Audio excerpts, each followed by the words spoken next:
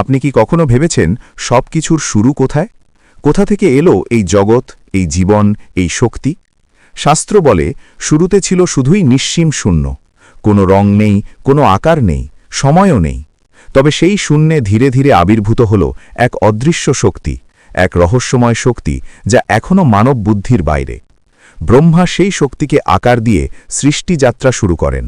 মানব, প্রাণী, দেবতা সবকিছুই সেই এক অদৃশ্য শক্তির ছায়া।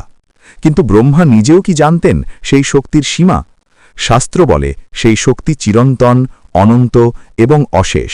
এমনকি আমাদের চোখ, আমাদের বোধ সবই সেই শক্তির মধ্য দিয়ে ভ্রমণ করে। তাহলে সবকিছুর শুরু কোথায়? আমরা হয়তো জানি না, কিন্তু শাস্ত্র আমাদের শেখায় সবকিছুর পিছনে লুকিয়ে আছে এক অদৃশ্য, অনন্ত, অশেষ শক্তি যা আজও রহস্যময় এবং অবিনশ্বর।